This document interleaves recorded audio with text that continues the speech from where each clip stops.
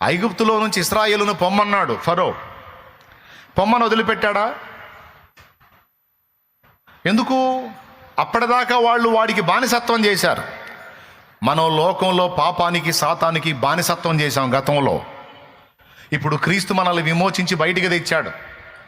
ఆనాడు ఇశ్రాయేలును మళ్ళా ఫరో ఎలాగైతే తరిమి వెంటాడాడో అలాగున మనం వదిలినటువంటి పాపాలు, దురాత్మలు, పాప సంబంధమైన అలవాట్లు, వ్యసనాలు, వ్యక్తులు ఐగుప్తు ఫరో తరిమినట్టు మళ్ళీ మనల్ని తరుముతాయి. కానాను యాత్రలో యోర్దాను అలలచే కలత చెంది తిని, కానాను యాత్రలో యోర్దాను అలలచే కలత చెంది తిని, కాపరివైన నీవు దహించు అగ్నిగా నా ముందు నడచితివే. కాపరివైన నీవు దహించు అగ్నిగా నా ముందు నడచితివే. నా జీవం నీ కృపలో దాచితివే. నా జీవిత కాలమంతా నీవే నా ఆశ్రయం, నా ఆశ్రయం.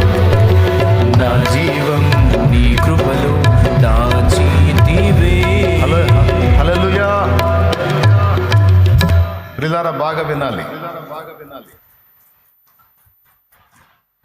చురుకైన వాళ్ళ కోసం చెప్తున్నా, హాఫ్ మైండ్ వాళ్ళ కోసం కాదు.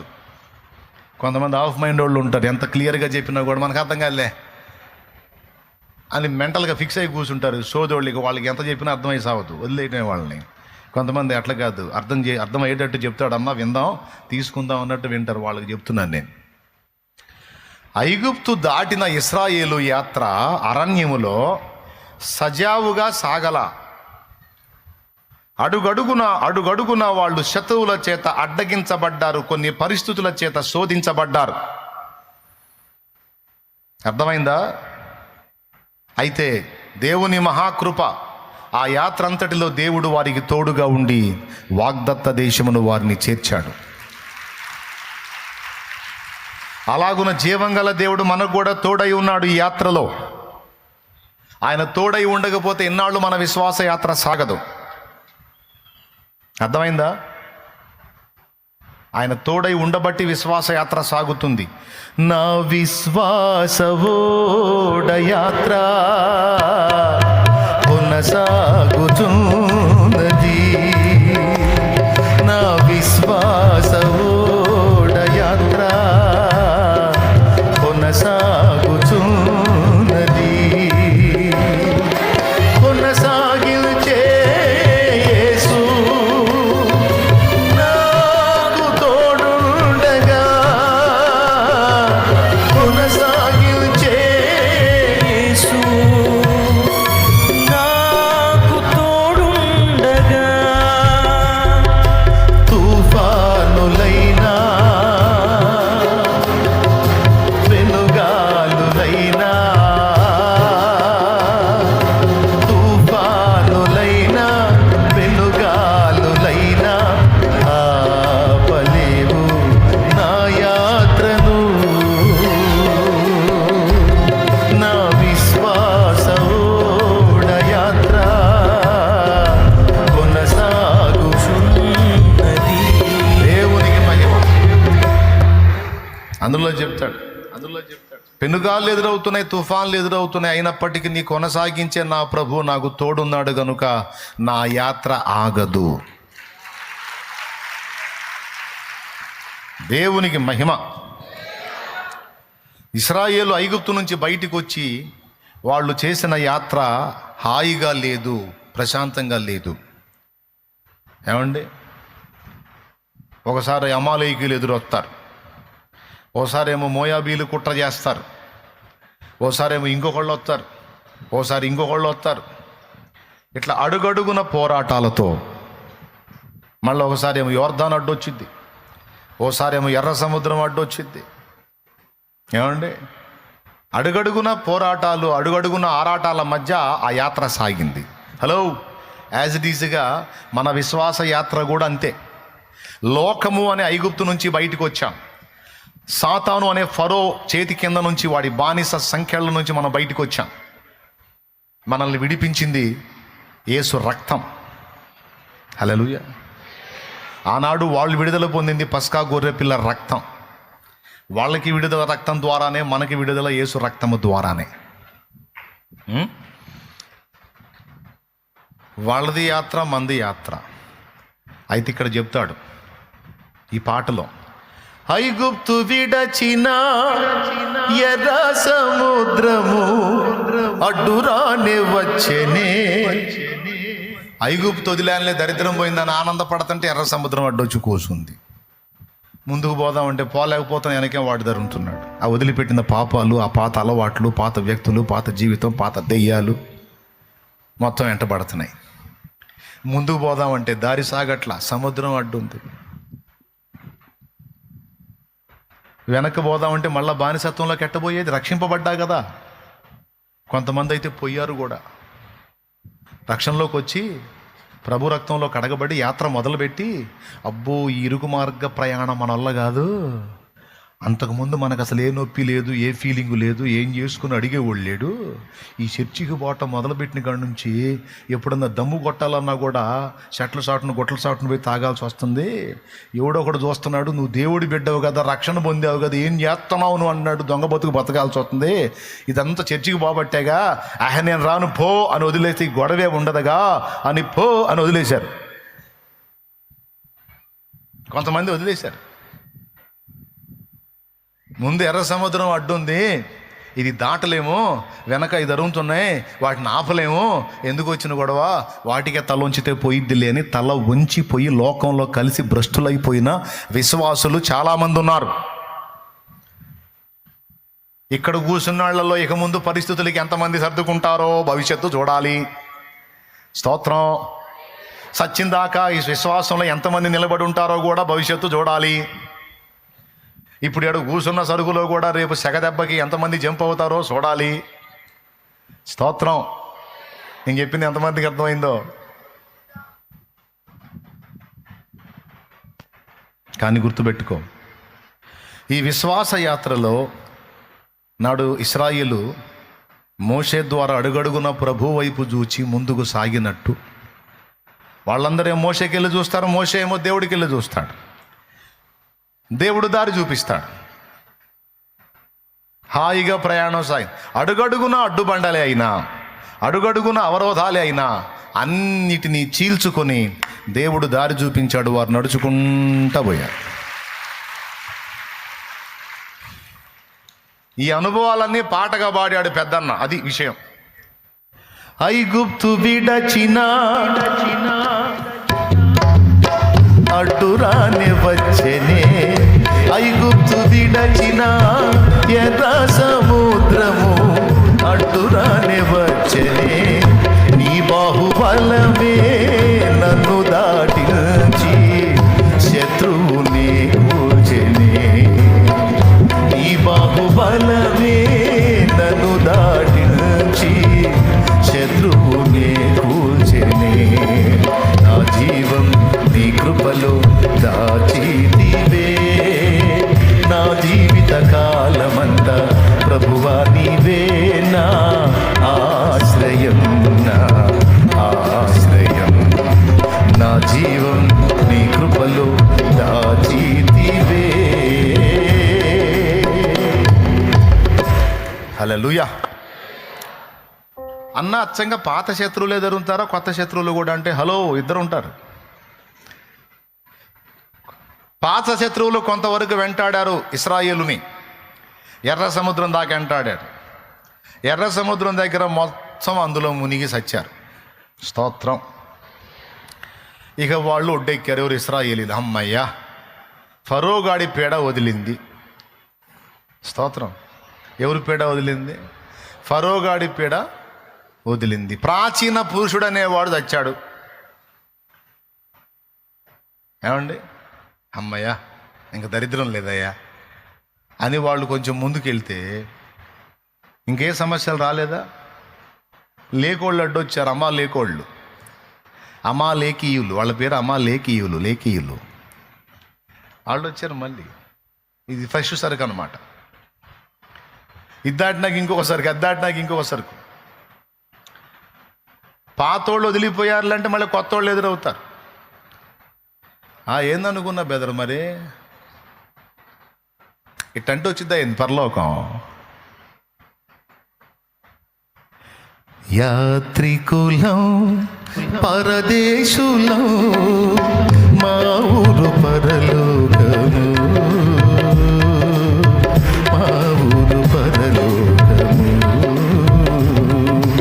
యాత్రికులం పరదేశులం మా ఊరు పరలోకము,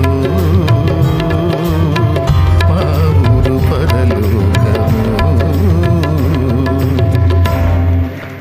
ఏమండి పిచ్చి మహారాజు ఎంత మంచోడో దేవుడు. ఇప్పుడు మీకు డౌట్ వచ్చి, నువ్వు చదివించిన వచనమేంది, నువ్వు చేసే ప్రసంగం ఏంది? వస్తా ఆ వచనం దగ్గరికి వచ్చి టచ్ చేసే ముగిస్తా. ఆ వచనం ఎందుకు ఎత్తుకున్నా కూడా చెప్తా. పిచ్చి మహారాజు ఎంత మంచోడండి. అసలు వాళ్ళు ఐగుప్తు నుంచి కనానుకు చేరడానికి వేరే దారి ఉంది. ఆ దారిని బానీలేదంట. ఆ దారిన యుద్ధం చూసి వాళ్ళు వెనక్కి తిరుగుతారేమో అని చుట్టుదారి యగు ఎర్ర సముద్రపు మార్గాన నడిపించాడట. తెలిసి వీళ్ళ సైకాలజీ తెలుసు, అదురుబోతు సరుకు సెగ తగిలిందంటే జంప్ అవుతారు అని తెలిసే వీళ్ళ చుట్టుదారి గుండా నడిపించడానికి ఇష్టపడ్డాడు. అడుగడుగున వాళ్ళకు వచ్చిన ఇబ్బందులు ఆయనే డీల్ చేసి అయిపోయావరా అనుకున్నప్పుడల్లా ప్రత్యక్షం అవుతున్నాడు. మన బతుకు కూడా అంతే ఉంటుంది, యాజ్ ఇట్ ఈజ్గా. అయిపోయింది అనుకున్నప్పుడు ఎంటర్ అవుతాడు, డీల్ చేస్తాడు, మళ్ళా పక్కన పడేస్తాడు. మళ్ళీ కొంత నడక సాగిద్ది, మళ్ళీ అయిపోయిందిరా ఈ దెబ్బ, అయిపోయాం అనుకున్న మళ్ళీ ఎంటర్ అవుతాడు, మళ్ళీ డీల్ చేసి పక్కన వేస్తాడు, మళ్ళీ వదిలేస్తాడు. అసలు ఇంతకు మనకు అందుబాటులో ఉన్నాడా లేడా అనిపిస్తుంది. మనల్ని కనిపెడుతున్నాడా లేదా అనిపిస్తుంది. పట్టించుకుంటున్నాడా లేదా, పట్టించుకుంటున్నట్టే ఉంటాడు, పట్టించుకున్నట్టు ఉంటాడు, మళ్ళీ పట్టించుకున్నట్టే ఉంటాడు, పట్టించుకుంటాడు. స్తోత్రం. ఇంతకు ఇశ్రాయేలును పట్టించుకున్నాడా వదిలేశాడా? పట్టించుకున్నాడు. ఎక్కడెక్కడ అవసరం అక్కడ ఎంటర్ అయ్యాడు, సమస్యల్ని డీల్ చేశాడు, దాటించాడు, జయమిచ్చాడు, సాగించాడు. ఎలా సాగించాడో భక్తుడు చెప్పాడు. నీ బాహుబలమే నన్ను దాటించి శత్రువుని కూల్చేనే నా జీవం. ఓకేనా? మీకు తెలియని పాట ఏంది? ఓకేనా? కానాను యాత్రలో యోర్దాను అలలచే కలత చెందితిని, కాపురివైన నీవు దహించు అగ్నివై నా ముందు నడిచితివే. ఎప్పుడు వదిలిపెట్టావయ్యా నన్ను నువ్వు ఈ యాత్రలో? కంటికైతే కనబడవు, నా ముందు వెనక నువ్వే ఉన్నావు, నన్ను ఆవరించి ఉన్నావు. ఎందుకని ప్రభువా? ఎందుకని అట్లాగా? కనపడొచ్చుగా అంటే ఆయన చెప్పే సమాధానం తెలుసా? నేను కనపడి నువ్వు నడవాల్సిందంతా నేను నడిచాను అనుకో, బహుమానం నీకు కాదు నాకు ఇస్తారు. ఇక్కడ బహుమానం నీకు ఇప్పించాలనే అదృశ్యం నుండి సహాయం చేస్తున్నానంటాడు. దేవునికి స్తోత్రం. సీన్లో మనమే కనపడేది, తెర మీద మనమే కనపడేది, కానీ వెనక మనకు వెన్నుదన్నుగా ఉండి సహాయపడుతుందంతా ఆయనే. ఇంత చేసి వాగ్దాన భూమికి వచ్చిన తర్వాత, పరిశుద్ధాత్మ అభిషేకం వాగ్దానం ద్వారా పొందిన తర్వాత, అమ్మయ్య పరిశుద్ధాత్మ అభిషేకం పొందుకున్నా, భాషలు కూడా వస్తున్నాయి, ఆత్మతో నింపబడి గంతులేస్తున్నా, అబ్బో ఇక మామూలుగా లేదు, నా భక్తి మండుతుంది, ఇక తిరుగులేదు అనుకుంటే అక్కడ కూడా మళ్ళా మృత సముద్ర భయం వెంటాడుతుంది. భక్తులందరూ కూడా అభిషేకించబడిన తర్వాతే తేడా పడ్డారు. దావీదు అభిషేకం పొందకముందు ఓకే, అభిషేకం పొందినాక తేడా పడ్డాడు. సౌలు అభిషేకం పొందకముందు ఓకే, పొందినాక తేడా పడ్డాడు. శాంసన్ అభిషిక్తుడే, యోధా కూడా అభిషిక్తుడే. అభిషేకం పొందకముందు వీళ్ళు ఎఫెక్ట్ అయ్యారా? అభిషేకం పొందినాక ఎఫెక్ట్ అయ్యారా? హలో అకాయ్, భాషలు మాట్లాడుతున్నా, పరిశుద్ధాత్మతో నింపబడుతున్నా, ఇక తిరుగులేదనుకోని కలలుగా మాకు. నువ్వు అభిషేకంతో నింపబడి, ఆత్మతో నింపబడి భాషలో మాట్లాడినా నీకుండే కోటింగ్ నీకుంటుంది అక్కాయ్, నీకుండే కోటింగ్ నీకుంటుందనే. ఎందుకంటే వినండి, పరిశుద్ధాత్మతో నింపాడు అంటే అర్థం ఏమిటంటే, పరిశుద్ధాత్మ అభిషేకంతో నింపాడంటే అర్థం ఏమిటంటే, ఇక సీన్లో నిన్నే ఉంచబోతున్నాడు, ఫైటింగ్లో నిన్నే దించబోతున్నాడు. అప్పటిదాకా నీ పక్షంగా ఆయన పోరాడిన వాడు ఇప్పుడు ఆయన వ్యక్తిగా అభిషేకమై నీ మీదికి వచ్చి ఇక నీలో ఉండి నీతో ఉండి ఆయన పోరాడతాడు. అది విషయం. మొదటేమో నీకు నాకు బయటుండి పోరాడాడు, ఇప్పుడు అభిషేక రూపమై ఆయన మన మీదికి వచ్చి పోరాడతాడు. అందుకే పరిశుద్ధాత్మ చేత నింపబడిన తరువాత భక్తులు శత్రువుని ఎదుర్కొన్నారు. కావాలంటే మీరు వెనక్కి వెళ్ళి పాత నిబంధన పరిశీలించుకోండి, కొత్త నిబంధన కూడా చూడండి. ఆత్మతో నింపబడ్డ తర్వాతనే దావీదుకు సింహం ఎదురైంది. ఆత్మతో నింపబడ్డ తర్వాతనే యెహోవా ఆత్మ దావీదు మీదికి బలముగా దిగి వచ్చిన తరువాతనే ఎలుగుబంటి ఎదురైంది. యెహోవా ఆత్మ దావీదు మీదికి బలముగా దిగి వచ్చిన తరువాతనే గొల్యాతు ఎదురయ్యాడు. యెహోవా ఆత్మ దావీదు మీదికి బలముగా దిగి వచ్చిన తరువాతనే సౌలు శత్రువు అయ్యాడు. ప్రాణాలు గుప్పెట్లో పెట్టుకొని పరిగెత్తాల్సి వచ్చింది దావీదు. ఎంతమందికి అర్థమవుతుందో ఏమో. మనం అభిషేకము చేత నింపబడిన తరువాత యుద్ధ భూమిలో మనం నిలబడాల్సి ఉంటుంది. చాలా సాక్ష్యాలు ఉన్నాయి ఇలాగా. అయితే మన మీదున్న పరిశుద్ధాత్మ నాడు దావీదుకు జయమిచ్చినట్టు మనకు కూడా జయమిస్తాడు.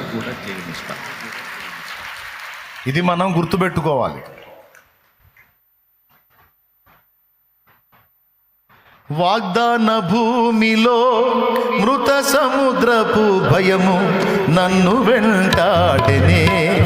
వాగ్దాన భూమిలో మృత సముద్రపు భయము నన్ను వెంటాడెనే. వాక్యమయ్యున్న నీ సహవాసము ధైర్యము పుట్టించెనే. వాక్యమయ్యున్న నీ సహవాసము ధైర్యము పుట్టించెనే. నా జీవం నీ కృపలో దాచితివే. నా జీవిత కాలమంతా ప్రభువా నీవే నా ఆశ్రయం, నా ఆశ్రయం. నా జీవం నీ కృపలో దాచితివే. Praise the lord. ఇంతవరకు బాగుంది కదా. విశ్వాసము అనే దాని గురించి మొదలుపెట్టి మారు మనస్సు దగ్గరకు వచ్చి కొన్ని హెచ్చరికలు చేశా. ఇప్పుడు మళ్ళా విశ్వాసం దగ్గరకు వస్తా, జాగ్రత్తగా వినండి. మారు మనస్సు అనేది ఒకటేమో ఒకసారి పొందే మారు మనస్సు, ఒకటేమో నిరంతరం పొందే, ప్రతిరోజు పొందాల్సిన, ప్రతిరోజు జరగవలసిన దిద్దుబాటు మారు మనసు. గుర్తు ఓకే కదా? క్లియర్గా ఉందిగా? రోజు ఏ రోజుకు ఆ రోజు మోకాళ్ళు వేసుకొని దిద్దుబాటు చేసుకోవాలి, మారు మనసు పొందాలి, క్షమాపణ వేడుకోవాలి, యేసు రక్తంలో గడుక్కుంటూ ఉండాలి. ఎందుకంటే మనకి పాత శత్రువులు, కొత్త శత్రువులు, ఈ రెండింటితో పాటు మనల్ని నిరంతరం శోధించే ఒక శత్రువు మన శరీరమే అయి ఉంది గనక, మనకి ఈ శోధనలు ఉంటాయి గనక మనం వీటిని జాగ్రత్తగా చూసుకోవాలి.